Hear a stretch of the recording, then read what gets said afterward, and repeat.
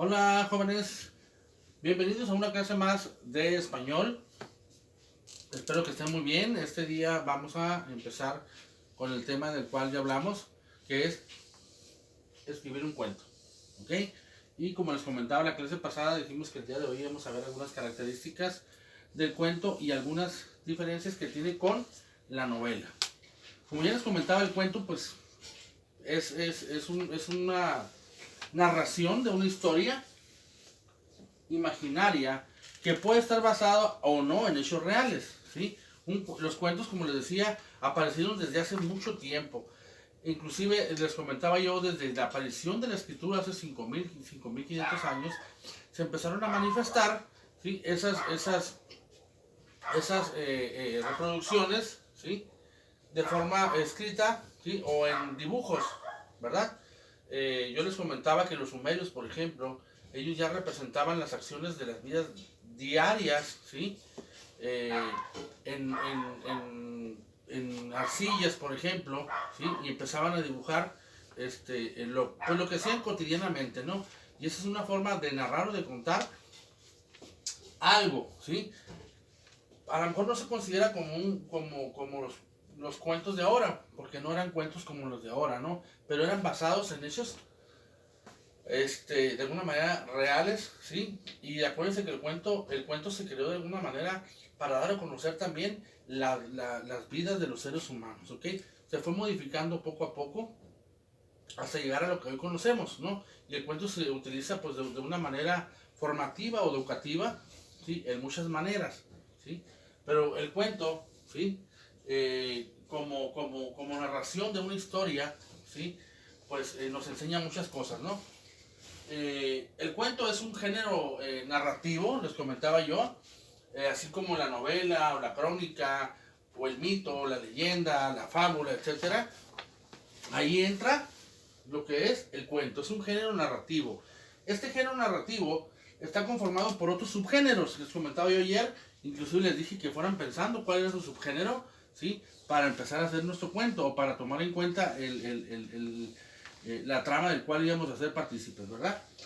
Esos subgéneros pueden ser ciencia ficción, terror, aventura, fantasía, de amor, etcétera. Hay muchos subgéneros de los cuales nosotros podemos trabajar y hacer un cuento, ¿verdad? Por ahí me dijeron, puede ser de una película. Ustedes pueden tomar una película como tal y hacer también un cuento, ¿no? Características, perdón, del cuento. El cuento tiene ciertas características que no tienen otros géneros o subgéneros narrativos. Por ejemplo, puede estar narrado en primera, segunda o tercera persona.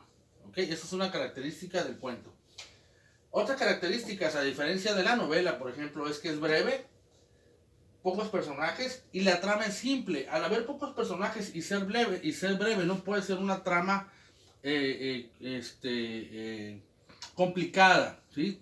Tiene que ser una trama simple. Por ejemplo, en los cuentos que nosotros conocemos participan pocos personajes. Por ejemplo, Caperucita Roja. Es Caperucita, su mamá, la abuela, el lobo y el cazador. Son 5 personajes. Mientras que en una novela puede haber muchísimos personajes, ¿sí? Y en cada uno de esos personajes se puede llevar a cabo una trama diferente, ¿verdad? Y se hace muy extenso. Pero en el cuento no, el cuento es breve y pocos personajes, por lo tanto, la trama es simple, ¿ok? Bueno, existen dos tipos de cuentos, los cuentos populares y los cuentos literarios. Ahorita voy a hacer un zoom, ¿sí? Para que lo vean bien, para que eso lo apunten en su cuaderno, ¿ok? Los cuentos populares son narraciones transmitidas a través de diferentes generaciones, ¿sí? Inclusive hay cuentos populares, ¿sí? Que son como los mitos o las leyendas o las fábulas también, que inclusive no tienen ni un autor reconocido, ¿no? Se van pasando de generación en generación.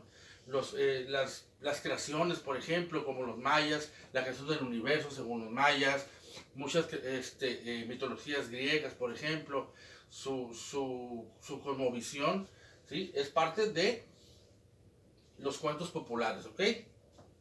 También están los cuentos literarios, que son narraciones ya más elaboradas, ¿sí? Donde el autor emplea más recursos porque tienen una intención determinada, ¿verdad? No es lo mismo un cuento para adultos que un cuento para niños. Entonces aquí ya el autor tiene que utilizar más recursos y pensar un poco más, ¿sí? Para hacer un cuento, ¿ok? Los cuentos que nosotros conocemos como Pinocho, por ejemplo, ya tienen una intención determinada, ¿verdad? ¿Ok? Caperucita, por ejemplo, tiene otra intención. La mayoría de los cuentos tienen una intención, ¿sí?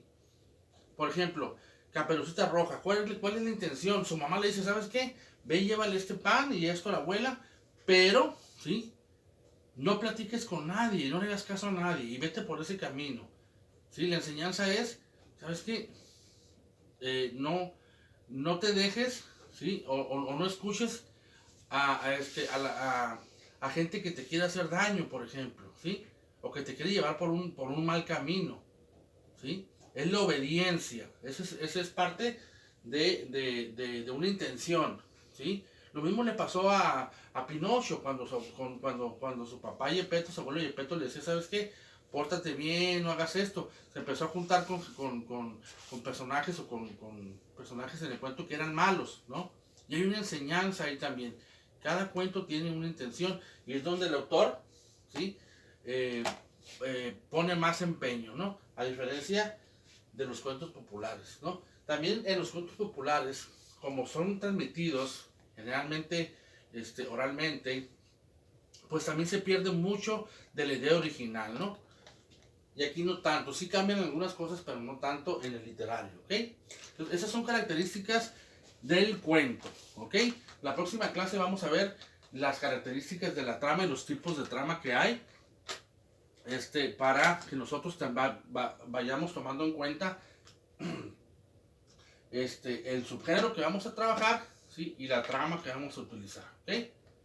Bueno, quiero que apunten esto en su cuaderno, les voy a hacer un zoom y les voy a mandar un ejercicio en Classroom, ¿ok? Nos vemos.